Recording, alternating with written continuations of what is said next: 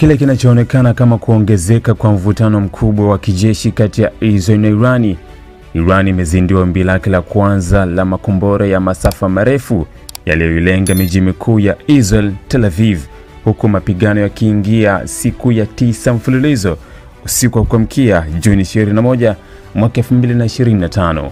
Kwa mujibu wa picha na video zilizochapishwa mitandaoni, makombora hayo yalionekana yakigeuka kuwa miale ya moto angani, huku yakikabiliana na mfumo wa ulinzi wa makombora wa Israel unaofahamika kama Iron Dome. Mashahidi wanasema kuwa anga la Tel Aviv ilijaa milio na milipuko ya mwanga wa makombora yaliyokuwa yakidunguliwa na Iron Dome, jambo lililosababisha taharuki miongoni mwa wakazi wa jiji hilo. Hata hivyo, pamoja na uharibifu uliotokea, taarifa rasmi kutoka mamlaka za Israel zinasema kuwa hakuna vifo au majeruhi waliothibitishwa katika shambulio hilo. Moto uliozuka katika maeneo fulani ya jiji baada ya makombora hayo kushambulia pia uliweza kudhibitiwa haraka na vikosi vya zimamoto. Mashambulizi haya yanakuja muda mfupi tu baada ya kikosi cha walinzi wa mapinduzi ya Kiislamu RGC kudai kwamba kilitekeleza wimbi la 18 la mashambulizi dhidi ya Israel mnamo siku ya 8 ya mzozo huo. Kwa mujibu wa taarifa ya IRGC, ndege nyingi zisizo na rubani Shahed 136 ziliingia katika anga ya Israel na kugonga maeneo yaliyoainishwa kama malengo ya kijeshi.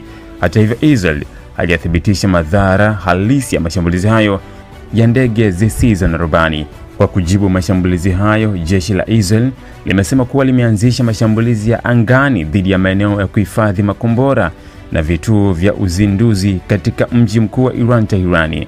Mashambulizi hayo yanatajwa kuwa sehemu ya hatua za kujilinda na kudhibiti uwezo wa Iran wa kuendelea kufanya mashambulizi zaidi. Mvutano huu kati ya mataifa hayo mawili unazidi kutia hofu na kuenea kwa vita katika eneo zima la Mashariki ya Kati, ambako mataifa jirani na jumuiya ya kimataifa kwa sasa yameanza kutoa wito wa utulivu wa mazungumzo ya haraka ili kuzuia madhara ya kibinadamu.